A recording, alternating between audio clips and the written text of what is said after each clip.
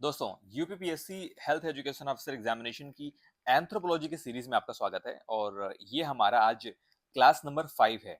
और इस क्लास के साथ हम पूरा का पूरा एंथ्रोपोलॉजी यानी कि मानव विज्ञान का जो सिलेबस है आपके एचएयू एग्जामिनेशन के लिए, ये हम कंप्लीट कर चुके होंगे। और इसके पहले के 4 लेक्चर्स में हमने बहुत अच्छे से, बहुत आसान भाषा में हमने इस पूरे के पूरे मानव विज्ञान को समझा है। ठीक है, आपने उसकी काफी सराहना भी की है। I am really grateful for that. Okay, और ये जो हमारा लेक्चर नंबर 5 है, इसमें हम बात करेंगे human blood group and their application, यानी कि मानव रक्त समूह और उनके अनुप्रयोग की बात करेंगे। ओके, और इस लेक्चर में हम इन डिटेल समझेंगे इस इन सभी ब्लड ग्रुप्स के बारे में, जैसे कि एबीओ ब्लड ग्रुप हो गया, MN blood group, Rhesus system हो गया, इसके अलावा बॉम्बे ब्लड ग्रुप हो गए। इन सभी को बेसिकली ये एंथ्रोपोलॉजी का ये सबसे कॉम्प्लेक्स टॉपिक है। ठीक है, क्योंकि ये साइंस का टॉपिक है और जितने भी नॉन साइंस स्टूडेंट हैं उनको समझने में थोड़ी दिक्कत होती है, इसीलिए मैंने इसे बहुत ही इजी लैंग्वेज में आपको समझाया है। और ये पूरा का पूरा 5 क्लास कंडक्ट करने के बाद में, लेक्चर कंप्लीट करने के बाद में आप एंथ्रोपोलॉजी में काफी कॉन्फिडेंट फील भी करेंगे। और अगर आपको ये पूरा लेक्चर देखना है तो आप मेरे प्लेलिस्ट में जाकर एंथ्रोपोलॉजी के सेक्शन में इसे आप कंप्लीट कर सकते हैं। राइट, ठीक है। और रही बात लेक्चर्स, वीडियो लेक्चर्स की, तो मुझे बहुत सारे रिक्वेस्ट आए थे आपकी तरफ से कि सर आप पेड बैच में वीडियो लेक्चर लेकर आइए, वीडियो क्लास लेकर आइए, but I am really sorry for that. मेरे पास इतना समय नहीं हो पाएगा कि मैं आपको ये पूरा पेड बैच, मतलब डेली मैं आपको लेक्चर दे पाऊँ। इसके साथ ही मेरी कोशिश ये है, प्रायोरिटी ये है कि ये जो पूरा का पूरा सिलेबस है ये मैं आपको यूट्यूब पर ही कंप्लीट करा दूँ, ताकि हर किसी के लिए एक्सेसिबल हो पाए। राइट, और दूसरी बात, ये जो सारा का सारा कंटेंट मैं आपको लेक्चर में आपको दे रहा हूँ, ये पूरा मेरे नोट्स पर आधारित है। जो मैंने आपको पेड बैच में नोट्स प्रोवाइड किया है, ये उस पर आधारित है।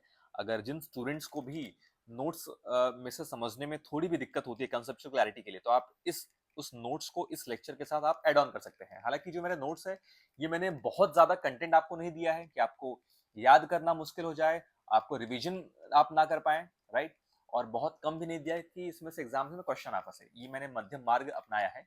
राइट, ताकि आप उसे कंप्लीट भी कर लें और अच्छे से रिवीजन भी कर पाए। क्लियर है? तो चलिए शुरुआत करते हैं। तो नमस्कार दोस्तों, मैं प्रोफेसर शिवम पांडे आपका स्वागत करता हूं द ऑफिसर्स पॉइंट पर। तो हम बात करेंगे एबीओ ब्लड ग्रुप सिस्टम की। एबीओ ब्लड ग्रुप सिस्टम, अच्छा, इसके भी पहले मैं आपको ये बताना चाहता हूं कि अगर आपके मन में क्वेश्चन होगा कि भाई देखने में तो हम सभी का जो खून है, जो ब्लड है, वो एक जैसा लाल रंग का है ना, ऐसा दिखता है, तो फिर डॉक्टर्स ब्लड ट्रांसफ्यूजन से पहले, मतलब खून चढ़ाने से पहले ब्लड ग्रुप की जांच क्यों करते हैं? उन्हें क्या जरूरत है ब्लड ग्रुप की जांच करने की? अगर बिना चेक किए किसी को भी किसी भी ब्लड ग्रुप को किसी भी अदर पर्सन में चढ़ा दिया जाए, तो दोस्तों इंसान की जान तक जा सकती है। ऐसा क्यों होता है, हम इसको भी समझेंगे इस लेक्चर में। राइट, इसको भी समझते हैं। तो ये ब्लड ग्रुप समझने से पहले मैं आपको ब्लड के बारे में बताना चाहता हूं। ठीक है, ये समझना होगा कि भाई ब्लड बनता कैसे है, इसका कंपोजिशन। ठीक है, इस ब्लड का कंपोजिशन, कंपोजिशन यानी कि इसकी संगठन, इसका संगठन क्या है? ठीक है, इसका संगठन क्या है, सॉरी, ठीक है, मतलब बेसिकली इसमें क्या क्या है, इसके घटक क्या है बेसिकली। ठीक है, घटक आप लिख लीजिए, घटक। ओके, देखिए, ब्लड हमारे बॉडी का एक बहुत ही इंपॉर्टेंट फ्लूइड कनेक्टिव टिश्यू है। क्या है ये हमारा? ये है फ्लूइड कनेक्टिव टिश्यू। हिंदी में इसे कहते हैं तरल संयोजी ऊतक। तरल संयोजी ऊतक। अब यहां से भी एक क्वेश्चन बन सकता है कि जो ब्लड है, रक्त है, ये क्या है? ये कोशिका है कि ऊतक है कि ऑर्गन है, क्या है ये बेसिकली? तो ये है ऊतक है, ये टिश्यू है। और किस प्रकार का ऊतक है? कनेक्टिव है। ठीक है, क्या है ये कनेक्टिव टिश्यू है, मतलब कि संयोजी ऊतक है। बिकॉज ऊतकों यानी कि टिश्यूज के भी बहुत से अलग अलग प्रकार होते हैं। तो जो ब्लड है ये किस प्रकार का ऊतक है? तो संयोजी ऊतक है, ये कनेक्टिव टिश्यू है, ये आपको ध्यान देना है। राइट, और इस ब्लड में मिलता क्या क्या है, इसके घटक क्या क्या है? तो जो सबसे पहला पार्ट है ब्लड का, वो है प्लाज्मा। प्लाज्मा, ठीक है, आप इसे हिंदी में भी आप इसे प्लाज्मा ही कहते हैं। ठीक है, और ये जो प्लाज्मा है, ये प्लाज्मा 55% आपके ब्लड में पाया जाता है, 55% प्लाज्मा। ठीक है, अगर आप एक खून खून की आप एक कोशिका लो तो उसमें ये 55% आपको प्लाज्मा मिलेगा, राइट।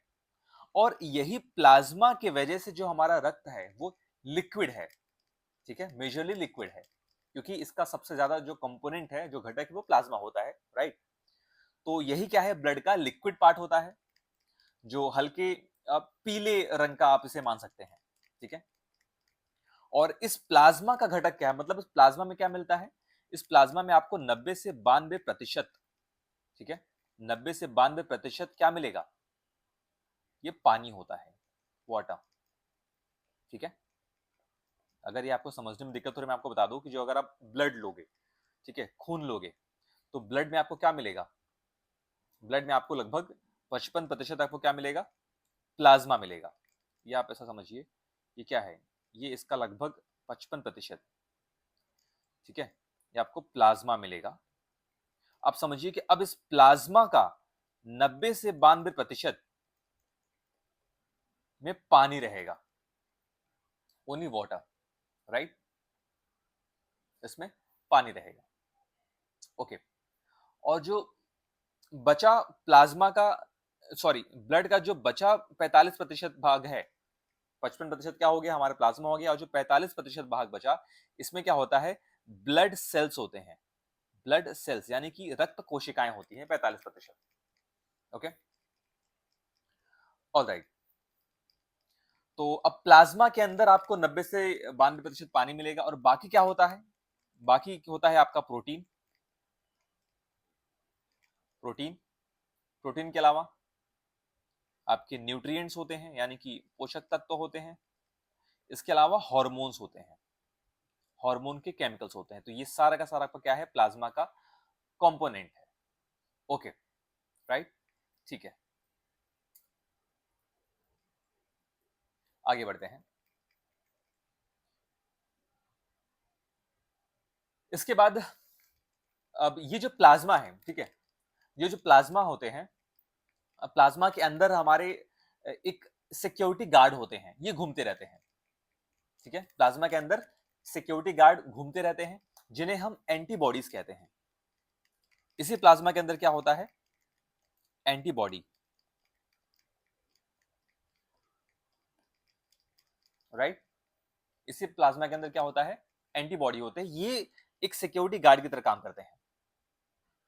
इन्हें आप इम्यूनोग्लोबुलिन भी कहते हैं। इस एंटीबॉडी को क्या कहते हैं, एंटीबॉडी बेसिकली मतलब होता है प्रतिरक्षी, प्रतिरक्षी।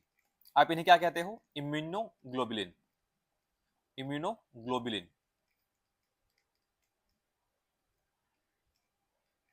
Right, okay. अब हम बात करते हैं ब्लड सेल्स की, यानी कि जो दूसरा जो 55% 45% है, इसकी बात करते हैं।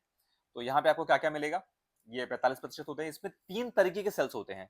अगर बात करें कितने प्रकार के ब्लड सेल्स हैं, तो 3 तरीके के। पहला क्या है, पहला है व्हाइट ब्लड सेल, जिसे आप WBC कहते हो, यानी कि श्वेत रक्त कणिकाएं, ठीक है। और दूसरा क्या होता है, यहाँ पे दूसरा होता है प्लेटलेट, प्लेटलेट्स, राइट।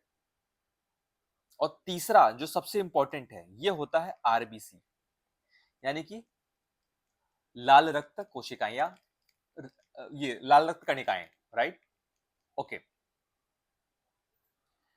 ये क्या हुआ, कंपोनेंट हो आपके ब्लड का हुआ। ब्लड में ये जो 3 प्रकार के सेल होती, कोशिकाएं होती हैं, WBC, RBC और प्लेटलेट। और एक तरल पदार्थ होता है, वो क्या होता है, वो प्लाज्मा, राइट। और इसी प्लाज्मा के अंदर क्या होता है, पानी रहेगा, प्रोटीन होगा, विटामिन होगा, हमारे न्यूट्रिएंट्स होगा, और सबसे इंपॉर्टेंट, इसी प्लाज्मा के अंदर, इसी प्लाज्मा के अंदर आपको एंटीबॉडी मिलेगी, जिसे आप प्रतिरक्षी कहते हैं। ये बहुत इंपॉर्टेंट है, इसी पे पूरा हमारा ब्लड ग्रुप का खेल है, ये आप याद रखिए। तो एंटीबॉडीज कहाँ पाई जाती हैं, इसे हमारे प्लाज्मा के अंदर, और इसी को हम कहते हैं हमारे ब्लड का सिक्योरिटी गार्ड, राइट। आगे बढ़ते हैं। तो ये रहा हमारा पूरा का पूरा कंपोजिशन।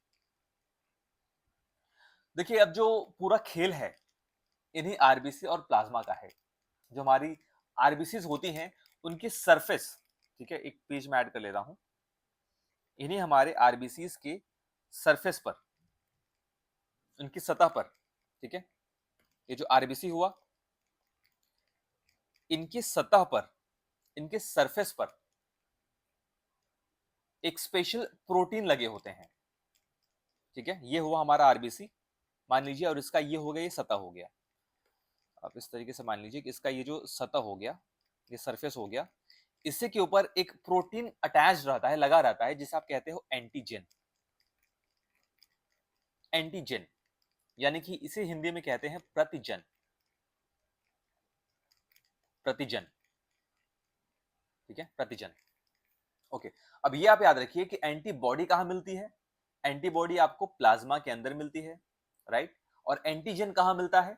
एंटीजन आपको सेल्स में मिलता है। ठीक है, कौन से सेल में? आरबीसी में, राइट, रेड ब्लड सेल्स में। ये दो चीज इंपॉर्टेंट है। ओके, अब ये जो एंटीजन होता है, ये एक तरीके से हमारे सेल का आईडी कार्ड होता है। उनका क्या होता है? आइडेंटिटी कार्ड होता है। और जो एंटीजन होता है वो क्या होता है? हमारे सेल का बॉडी गार्ड होता है। ये दो चीज इंपॉर्टेंट है, ये आप इसे याद रखिए, राइट। तो आप ये रूल समझिए कि आरबीसी की सरफेस पर आपको क्या मिलेगा? आरबीसी के सरफेस पर आपको मिलेगा एंटीजन, और प्लाज्मा के अंदर क्या मिलेगा आपको? Antibody, right. ओके, नाउ देखिए, जब एक जैसे एंटीजन और एंटीबॉडी आमने सामने आते हैं, ये एंटीजन और एंटीबॉडी, जो एक जैसे एंटीजन और एंटीबॉडी जब आमने सामने होते हैं तो उनमें लड़ाई हो जाती है, और जो ब्लड सेल होते हैं आपस में चिपक कर एक गुच्छा बन जाते हैं।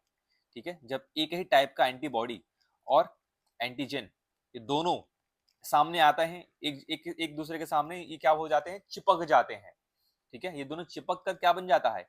एक गुच्छा बन जाता है, राइट, राइट। और इसके इसी चिपकने के प्रोसेस को, इसी गुच्छा बनने के प्रोसेस को हम कहते हैं एग्लूटिनेशन।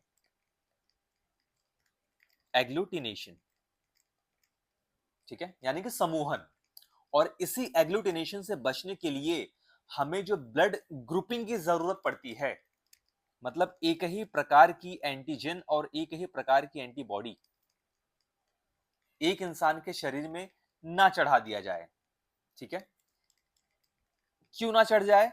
नहीं तो उनकी जो ब्लड के सेल्स होते हैं, जो खून होते हैं, वो आपस में गुच्छा बना लेंगे, और इस गुच्छा बनने की वजह से इंसान की मौत हो सकती है, क्योंकि ब्लड सप्लाई आगे बढ़ेगा ही नहीं, वो ब्लॉक कर देगा, किडनी को ब्लॉक कर देगा, और जिसकी वजह से किडनी फेल हो जाएगी और इंसान की डेथ हो जाती है।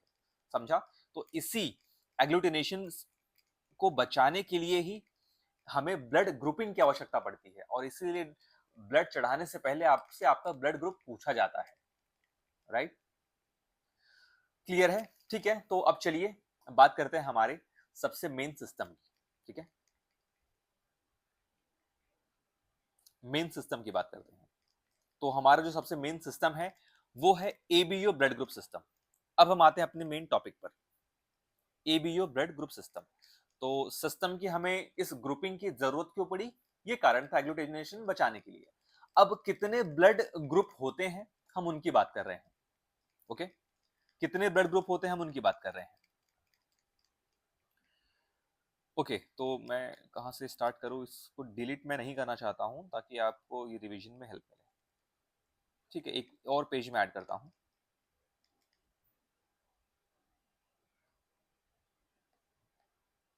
ओके, अब यहाँ पे हम क्या बात करते हैं, उस टॉपिक को मैं आपको बता देता हूँ। ये टॉपिक का नाम क्या है? ABO blood group. ABO blood group system.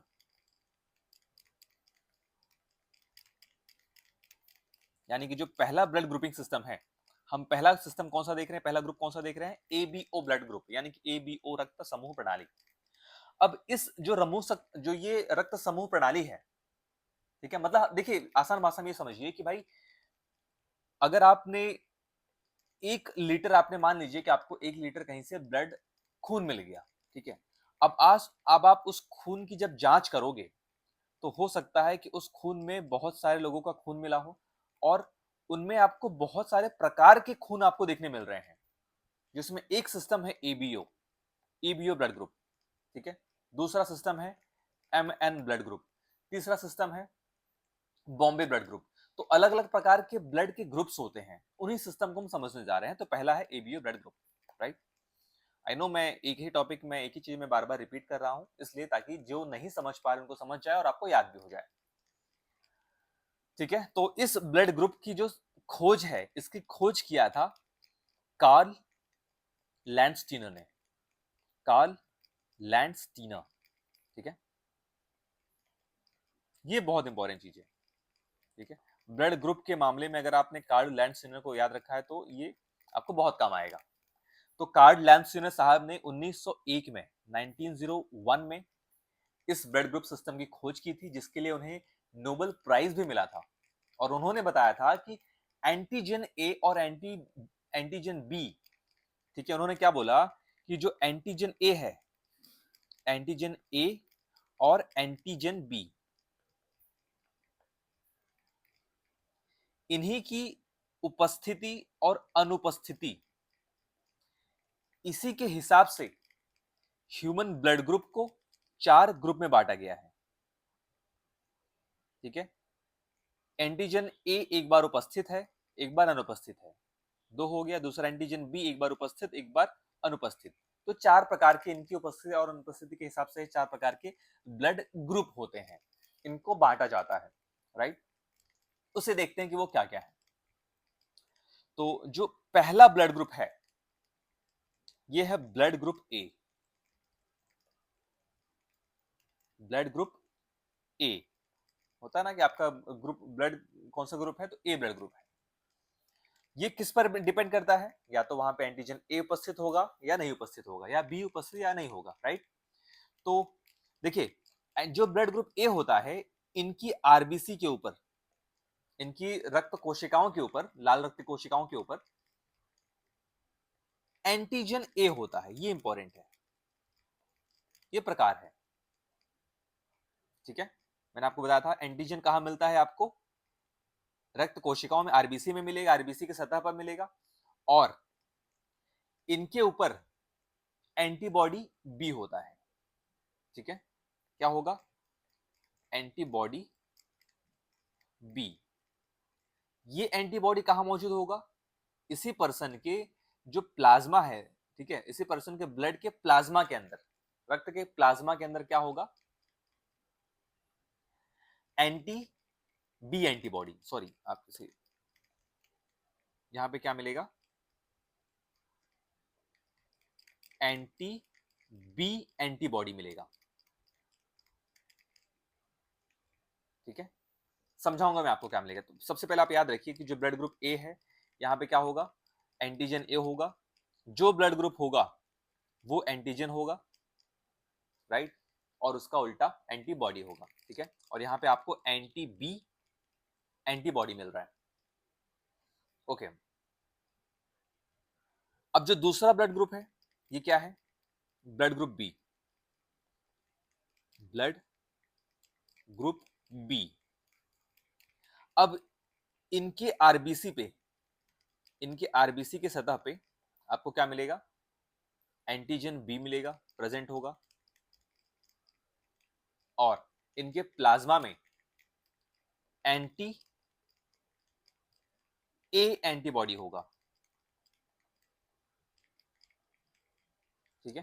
क्या होगा, एंटी ए एंटीबॉडी, राइट। ये क्या है, ब्लड ग्रुप बी है तो इनका एंटीजन बी होगा, इनके इनके पास एंटीजन बी पाया जाएगा, राइट। और इनके जो प्लाज्मा है वहां पे एंटी ए एंटीबॉडी होगा, ठीक है। एंटी ए एंटीबॉडी यानी कि उसका उल्टा, मतलब इनका जो प्लाज्मा है उनको ए नहीं पसंद है, ठीक है। एंटीजन ए नहीं पसंद है, इसलिए वहां पे एंटी एंटीबॉडी है, राइट। ठीक है, आगे समझेंगे अगर आपको कंफ्यूजन है तो, क्योंकि है ही थोड़ा कॉम्प्लेक्स। अब जो तीसरा ब्लड ग्रुप है, अब बात करते हैं ब्लड ग्रुप ए बी की। अब इनकी आरबीसी पर आपको क्या मिलेगा, ए बी दोनों है तो इनके आरबीसी पर आपको दोनों एंटीजन मिलेंगे, एंटीजन ए और बी दोनों मिलेगा, राइट। और इसीलिए इनके प्लाज्मा में, अब इनका जो प्लाज्मा है, इनके प्लाज्मा में कोई भी एंटीबॉडी आपको नहीं मिलेगी, ठीक है, यहां पे आपको कोई भी एंटीबॉडी नहीं मिलेगी, राइट। क्यों? क्योंकि यहां पे दोनों मौजूद है। ऊपर के केस में क्या था कि जो मौजूद है उसका उल्टा यहाँ पे एंटीबॉडी मिलेगी, राइट। और यहाँ पे क्या है, दोनों प्रेजेंट है तो एंटीबॉडी मिलेगी ही नहीं, है ना। मतलब कि अब क्योंकि इनको, इनके पास कोई सिक्योरिटी गार्ड नहीं है, इसीलिए ये किसी का भी ब्लड एक्सेप्ट कर सकते हैं। इनके खून में कोई भी सिक्योरिटी गार्ड नहीं। वो सिक्योरिटी गार्ड क्या करता है, वो सिक्योरिटी गार्ड जांच करता है कि भाई कौन सा एंटीजन आपके पास है, तो इनके पास कुछ है ही नहीं, है ना। तो इसीलिए वो सभी प्रकार के ब्लड को एक्सेप्ट करता है। और इसीलिए जो ए बी ब्लड ग्रुप है, इन्हें आप कहते हैं यूनिवर्सल, आप इन्हें कहते हैं यूनिवर्सल रेसिपिएंट, यानी कि सर्वग्राही, ये किसी का भी ब्लड ले सकते हैं, चढ़ा सकते हैं। अच्छा, जो चौथा प्रकार है, अब जो फोर्थ है, now that is blood group O, blood group O, right. देखिए, अब इनकी आरबीसी पर कोई एंटीजन नहीं होता है, आरबीसी पर कोई एंटीजन नहीं होगा, है ना, एंटीजन नहीं होगा। लेकिन इनके प्लाज्मा पर क्या होगा, दोनों एंटीबॉडीज होंगी, दोनों एंटीबॉडीज होंगी, ए और बी दोनों एंटीबॉडी होगा, ठीक है। देखिए, क्योंकि इनके आरबीसी पर कोई एंटीजन नहीं है, कोई नेम प्लेट ही नहीं है ना, इनके आरबीसी पर कोई एंटीजन है ही नहीं, कोई आईडी कार्ड ही इनका नहीं है ना, कि ये किस सिस्टम से बिलोंग करते हैं, किस ब्लड ग्रुप से बिलोंग करते हैं, है ना। तो इसीलिए किसी के भी शरीर में बिना दुश्मन बने ये एंटर कर सकते हैं, और मतलब किसी को भी ये खून दिया जा सकता है ना, ये खून किसी को भी दिया जा सकता है। इसीलिए इस ब्लड ग्रुप को हम क्या कहते हैं, सर्वदाता, यूनिवर्सल डोनर, यूनिवर्सल डोनर या सर्वदाता, राइट। ये आपको समझा। ब्लड ग्रुप ए बी क्या है, सर्वग्राही है, किसी का भी ब्लड ग्रुप ले सकता है, और जो ब्लड ग्रुप ओ वाले लोग हैं वो किसी को भी ब्लड अपना दे सकते हैं। क्लियर है, ग्रेट। अब हम बात करते हैं इनकी कंपैटिबिलिटी पर, ठीक है। कंपैटिबिलिटी मतलब एग्जाम में, किसी भी एग्जाम में जो जेनेटिक्स है, इस पर बहुत से क्वेश्चन आते हैं, तो इसमें से भी आप क्वेश्चन एक्सपेक्ट कर सकते हैं। तो अब बात करते हैं कि एबीओ सिस्टम को कंट्रोल कौन करता है, एक जीन कंट्रोल करता है। ये जो हमने ऊपर देखा एबीओ ब्लड ग्रुप सिस्टम, इसकी कंपेटिबिलिटी को, इसको कंट्रोल कौन करता है, इसके अनुकूलता को कौन कंट्रोल करता है, जीन, ठीक है, यानी कि अनुवांशिकी बेसिकली, ओके। और इसी जीन को हम कहते हैं जीन 1। वो कौन सा जीन कंट्रोल करता है, जीन 1, ठीक है, ओके। देखिए, ये जो जीन है, जीन 1, आप इसे जीन आई भी कह सकते हैं, gene I would be preferable, gene I, okay. तो ये जो जीन है, इसके पास 3 एलील्स होते हैं। क्या होते हैं, 3 एलील, यानी कि 3 विकल्प होते हैं, 3 ऑप्शंस होते हैं, ठीक है। वो ऑप्शन क्या क्या है, वो ऑप्शन क्या क्या देखते हैं।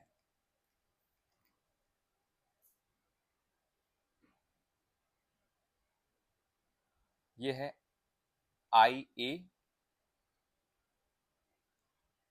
आई बी और स्मॉल आई, ये 3 इसके पास विकल्प मौजूद हैं। यही सब डिसाइड करेगा, ठीक है, ओके। जो इसमें आई ए और आई बी होता है, ये आई ए और आई बी होता है, ये क्या होता है, ये को डोमिनेंट यानी कि सहप्रभावी होता है। तो यानी जब ये साथ आएंगे तो ये दोनों अपना असर दिखाएंगे, ठीक है। जब ये दोनों साथ रहेंगे तो कौन सा ब्लड ग्रुप बनेगा? ए बी ब्लड ग्रुप बनेगा, राइट। और वहीं जो छोटा आई है वो रिसेसिव होता है, यानी ये क्या है, ये अप्रभावी होता है। यानी वो तभी दिखेगा जब दोनों पेरेंट्स इस आई को दे रहे हैं। मतलब बेसिकली ये जो ब्लड सिस्टम ब्लड ग्रुप है आपको कहां से मिलता है? आपके पेरेंट्स से मिलता है। तो अगर आपके पिताजी से मान लीजिए ए मिल गया और माता से आपको बी मिल गया, तो ये दोनों साथ आ गए, तो मतलब आपका जो ब्लड ग्रुप होगा वो क्या होगा? ब्लड ग्रुप ए बी होगा, है ना, ठीक है, ओके। और आई कब मिलेगा? जब दोनों पेरेंट्स से, जो माता पिता दोनों जन से आपको आई मिलेगा, छोटा आई मिलेगा, ये जीन मिलेगा, राइट। तो ही आपका ब्लड ग्रुप क्या होगा? ओ होगा। क्लियर है? तो इस तरीके से जो ब्लड ग्रुप हैं, मतलब हमारा ब्लड ग्रुप क्या होगा, ये हमारे पेरेंट्स पर डिपेंड करता है कि पेरेंट्स से हमें कौन सा जीन या कौन सा ऑप्शन मिला है, कौन सा अलील मिला है ब्लड का, राइट, ओके, ठीक है। तो ये हुआ कंपैटिबिलिटी एंड जेनेटिक्स। तो एबीओ सिस्टम में आपको जो जीन है वो किससे मिलते हैं? ये तीन ऑप्शन से मिलते हैं। अब हम बात करते हैं बॉम्बे ब्लड ग्रुप की। बॉम्बे ब्लड ग्रुप, देखिए ये जो बॉम्बे ब्लड ग्रुप है ये 1952 में, काफी इंपॉर्टेंट भी है ये, 1952 में डॉक्टर वाई एम भेंडे ने, डॉक्टर वाई एम भेंडे, ठीक है, भेंडे ने इसकी खोज मुंबई में की थी, राइट, और इसीलिए इसको मुंबई बॉम्बे ब्लड ग्रुप भी इसे नाम दिया गया है। देखिए ये इतना रेयर है कि इन कि लोगों में कोई एंटीजन ही नहीं होता है। मतलब ये जो ब्लड ग्रुप है, ये जो बॉम्बे ब्लड ग्रुप है, ये बहुत रेयर है, ठीक है, ये बहुत रेयर है। क्यों? क्योंकि इनमें बेस लाइन एच एंटीजन ही नहीं होता है, इस कारण ये बहुत रेयर है। ये दिखने में, मतलब अगर एंटीजन नहीं है तो ये कैसा लगेगा? ये ब्लड ग्रुप ओ की तरह दिखेगा, क्योंकि ब्लड ग्रुप ओ में एंटीजन नहीं होता है, राइट। पर ये ओ ब्लड ग्रुप का भी अब दिखता ओ जैसा है, लेकिन ओ ब्लड ग्रुप वाले पर्सन से ब्लड ये नहीं ले सकता है। ये सिर्फ और सिर्फ अपने बॉम्बे ब्लड ग्रुप वाले पर्सन से ही ये ब्लड ग्रुप ले सकता है। मतलब जिन पर्सन का blood group Bombay blood group है, उन्हीं से ये खून ले सकता है और उन्हीं को ये खून दे सकता है, राइट। तो ये रहा बॉम्बे ब्लड ग्रुप के बारे में। इसकी खोज कब हुई थी? 1952 में डॉक्टर वाई एम भेंडे ने इसकी खोज किया था।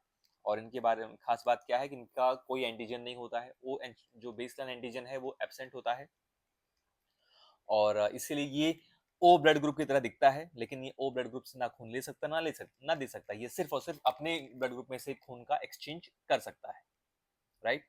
तो ये रहा बॉम्बे ब्लड ग्रुप के बारे में। अब हम बात करते हैं M N blood group system की। हालांकि ये है तो बहुत डिटेल में, बट मैं कोशिश कर रहा हूँ कि आपको मैं इतना ही बताऊं जितना आपके एग्जाम के लिए इंपॉर्टेंट है, ठीक है। इस वजह से बीच बीच में खुद को मैं रोक रहा हूँ कि आपको और ना बताऊं, तो ताकि आप कंफ्यूज ना हो जाए, राइट, ओके। इसके अलावा हम बात करेंगे अभी एम एन ब्लड ग्रुप की। एम एन ब्लड ग्रुप,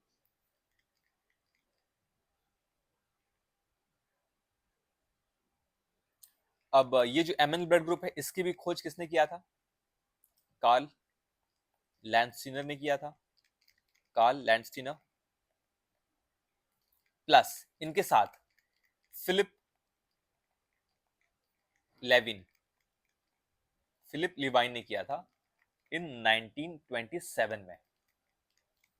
ये दो जन मिलके एम एन ब्लड ग्रुप की खोज किए थे। अच्छा, मैंने आपको ये भी बताया है ना इसकी खोज किसने किया था? जो एबीए ब्लड ग्रुप है, हाँ, एबीए ब्लड की भी खोज इन्होंने किया हुआ था 1901 में।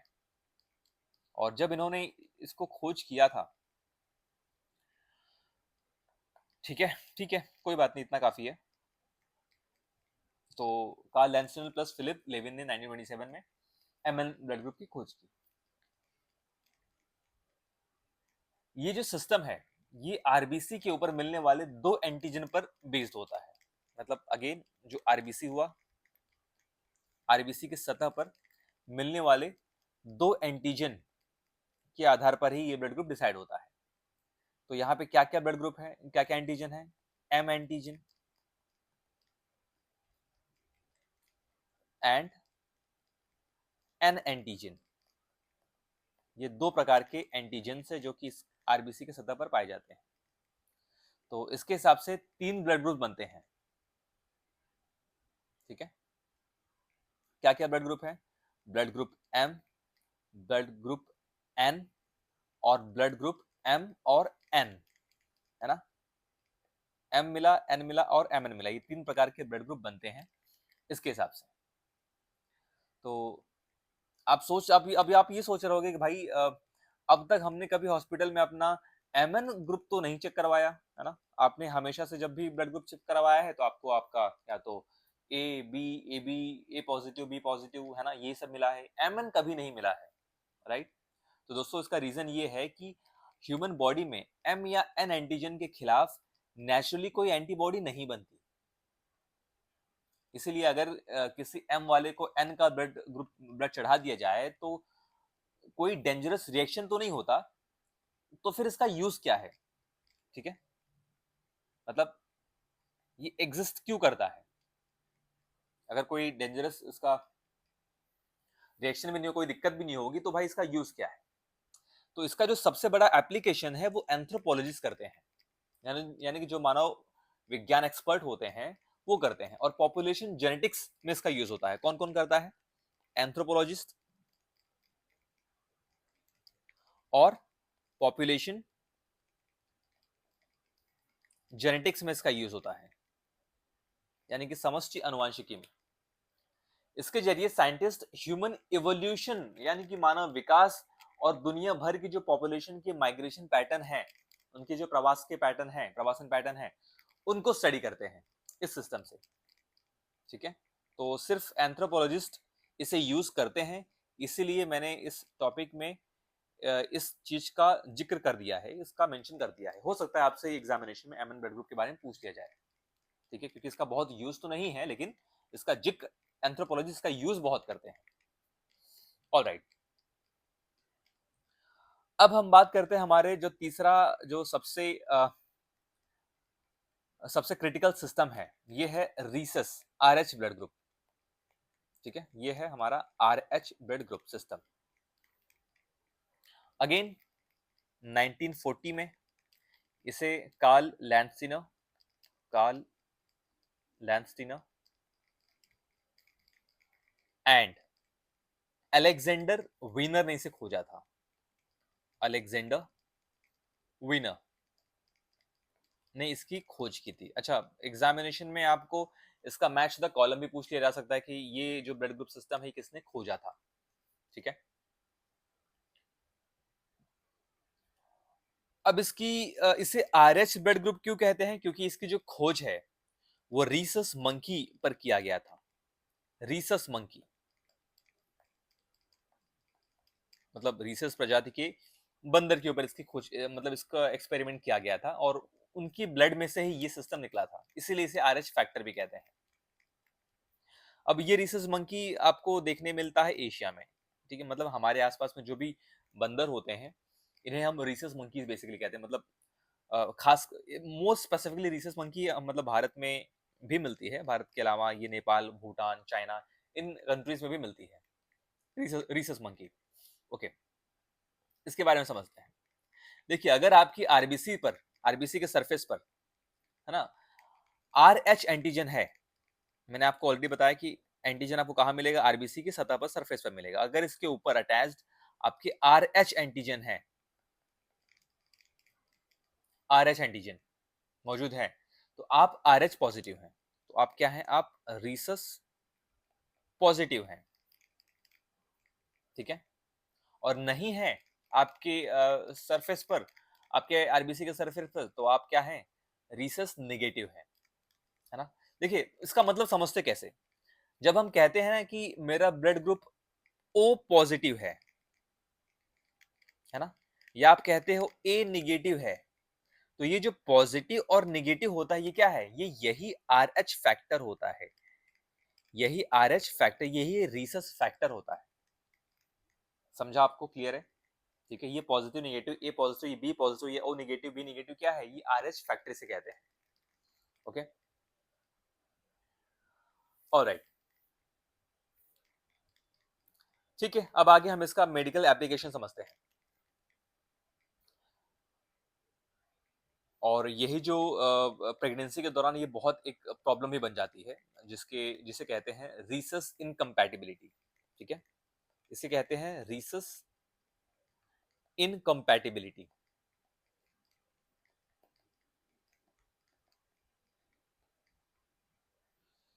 ओके, या इसी को हम कहते हैं एरिथ्रोब्लास्टोसिस फेटालिस। ये भी इंपॉर्टेंट है, एरिथ्रोब्लास्टोसिस फेटालिस। ओके, ऑलराइट, अच्छा समझते हैं। मान लीजिए कि एक मदर है, मान लीजिए कि एक मदर है, ठीक है, जो आरएच नेगेटिव है। मदर क्या है, मदर है आरएच नेगेटिव, यानी कि रीसस नेगेटिव, और उनके वूम में, उनके गर्भ में जो बच्चा पल रहा है, जो बेबी है, वो क्या है, वो है आरएच पॉजिटिव। अब इससे दिक्कत क्या होगा वो समझते हैं। तो जो फर्स्ट प्रेगनेंसी होगी, फर्स्ट प्रेगनेंसी, तो इस प्रेगनेंसी के दौरान माँ और बच्चे का ब्लड अलग रहता है। ठीक है, बेसिकली प्रेगनेंसी के दौरान क्या होता है, माँ और बच्चे का खून कैसा रहता है, अलग रहता है। लेकिन जब डिलीवरी होती है, प्रसव के दौरान, बच्चे का थोड़ा सा जो ब्लड है वो माँ के ब्लड स्ट्रीम में मिक्स हो जाता है। ठीक है, मतलब बच्चा कैसा था, पॉजिटिव ब्लड ग्रुप का था, और माँ निगेटिव ब्लड ग्रुप की है। तो डिलीवरी, देखिए वूम में जब तक बच्चा गर्भ में रहेगा तब तक तो ब्लड इनका अलग अलग होगा, मिक्स नहीं होगा, अलग अलग रहेगा। लेकिन जब डिलीवरी होती है तो क्या होता है, ये ब्लड ग्रुप क्या होता है, मिक्स हो जाता है। ठीक है, मतलब अब माँ के बॉडी में नेगेटिव ब्लड ग्रुप था, अब पॉजिटिव मिक्स हो गया। तो जब पॉजिटिव मिक्स हो गया तो माँ का इम्यूनिटी सिस्टम एक्टिवेट हो जाता है कि भाई कोई दूसरा बंदा हमारे शरीर में घुस चुका है, कोई दूसरा फॉरेन सेल हमारे बॉडी में घुस चुका है, इसलिए वो जो इम्यूनिटी है सिस्टम है वो एक्टिवेट हो जाता है। और जो हमारे जो मदर के बॉडी का इम्यूनिटी सिस्टम होता है, वो इस पॉजिटिव ब्लड ग्रुप के अगेंस्ट में, खिलाफ में एक एंटीबॉडी बना लेता है। ठीक है, लेकिन तब तक क्या होता है, पहला बच्चा तो पैदा हो चुका होता है, तो बच्चे को दिक्कत नहीं होता, इसलिए फर्स्ट डिलीवरी सेफ होगा, सुरक्षित रहेगी। लेकिन जब सेकेंड डिलीवरी होगा, सेकेंड डिलीवरी, अगर दूसरी डिलीवरी में भी बच्चा पॉजिटिव हुआ और मां निगेटिव है, तो मां के पेट में पहले से ही उस बच्चे के खून के खिलाफ एक एंटीबॉडी तैयार है ना। और ये जो एंटीबॉडी होती है ये बहुत छोटी होती है। तो जब प्लेसेंटा में ही बेबी होता है, जब अटैच्ड होता है, ठीक है, गर्भनाल में ही जब बेबी रहता है, तो उसको गर्भनाल को क्रॉस करके जो ये एंटीबॉडी है, जो हमारा मदर का जो इम्यूनिटी है, वो घुस जाता है बेबी के अंदर। ठीक है, मदर का जो इम्यूनिटी है वो बेबी के अंदर घुस गया और इस बेबी के आरबीसी को डिस्ट्रॉय करने लगता है। और इसी वजह से बेबी को सीवियर एनीमिया हो जाता है। एनीमिया क्यों होता है, क्योंकि जो मदर का इम्यूनिटी है वो बेबी के ब्लड को, आरबीसी को, ठीक है, आरबीसी को डिस्ट्रॉय कर रहा है, डिस्ट्रॉय कर देगा, खत्म कर देगा, तो उसमें एनीमिया की दिक्कत आ जाती है। इसी एनीमिया के बाद अगर और ज्यादा डिस्ट्रॉय कर रहा है तो उन्हें पीलिया हो जाता है, जिसे आप जॉन्डिस भी कहते हैं। इसलिए बेबीज में जॉन्डिस वगैरह होने की संभावना बहुत ज्यादा होता है, पीलिया हो जाता है। ठीक है, और बहुत केसेस में गर्भ में ही बच्चे की डेथ भी हो जाती है। ठीक है, और इसी खतरनाक कंडीशन को हम क्या कहते हैं, एरिथ्रोब्लास्टोसिस फेटालिस। इसी कंडीशन को कहते हैं एरिथ्रोब्लास्टोसिस फेटालिस। क्लियर है। तो लेकिन अभी भी घबराने की बात नहीं है, डॉक्टर्स ने, मेडिकल साइंस ने इसमें बहुत अच्छा डेवलपमेंट कर लिया हुआ है। अब डॉक्टर्स के पास एक बहुत आसान सॉल्यूशन है। देखिए, तो डिलीवरी के 72 आवर्स के बाद में ही, डिलीवरी के 72 घंटे के बाद, सॉरी 72 घंटे के अंदर 72 घंटे के अंदर ही माँ को एक स्पेशल इंजेक्शन लगाया जाता है, ठीक है। उस इंजेक्शन को कहते हैं डी एंटी डी इम्यूनोग्लोबुलिन।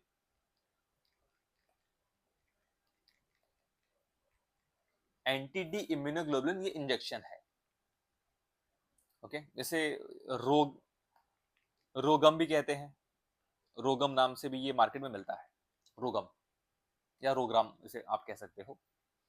तो ये जो इंजेक्शन है माँ के ब्लड में गए बच्चे के ब्लड को बच्चे के ब्लड के सेल को मार देता है, ठीक है। मतलब माँ के पेट में, मतलब माँ के ब्लड में जो बच्चे का ब्लड है वो मिक्स हो गया, वो इंजेक्शन इस बच्चे के ब्लड सेल को मार देता है, ठीक है। जिसकी वजह से उस मदर के अंदर उस पॉजिटिव RH पॉजिटिव के खिलाफ कोई एंटीबॉडी नहीं बनती है और प्रेगनेंसी, अगली प्रेगनेंसी भी बिल्कुल सेफ हो जाती है, राइट। ये डेवलपमेंट काफी इंपॉर्टेंट है, आपको ये याद रखने की जरूरत है, राइट। तो ये रहा पूरा हमारा सेशन ब्लड ग्रुप सिस्टम। तो दोस्तों आज के इस वीडियो में हमने देखा कि भाई कैसे ABO, MN और RH सिस्टम हमारी बॉडी के डिफरेंस मैकेनिज्म और जेनेटिक से जुड़े हुए हैं। और ABO और RH सेफ ब्लड ट्रांसफ्यूजन के बारे में हमने भी बात किया, और प्रेगनेंसी के दौरान जो क्रिटिकल कंडीशन यानी कि ये एरिथ्रोब्लास्टोसिस फेटालिस होता है, इससे कैसे मदर को और अगले होने वाले बेबी को बचाया जा सकता है, वो भी हमने कवर किया, राइट। तो उम्मीद है आपको ये कॉम्प्लेक्स टॉपिक बिल्कुल आसान लगा होगा, आसान भाषा में आपको समझ आया होगा। और अगर आपको इन लेक्चर्स के डिटेल PDF चाहिए, PDF नोट्स चाहिए, तो आप मुझे 8851427835 पर आप मुझे व्हाट्सएप कर सकते हैं, कांटेक्ट कर सकते हैं, और आप कंप्लीट PDF नोट्स परचेज कर सकते हैं, ठीक है, जो कि मैंने बहुत ही ईजी लैंग्वेज में इसे बनाया हुआ है। तो वीडियो पसंद आया तो आप इस चैनल को please like, subscribe and comment करें। आपके जो भी डाउट है आप मुझे कमेंट सेक्शन में पूछ सकते हैं, ठीक है। तो तब तक के लिए, और इसके साथ ही हमारा पूरा का पूरा एंथ्रोपोलॉजी खत्म होता है। आई एम ग्लैड कि मैंने आपके 2 सब्जेक्ट कंप्लीट करा लिए हैं। और दोस्तों अब मिलते हैं अपने अगले वीडियो में, तब तक के लिए जय हिंद।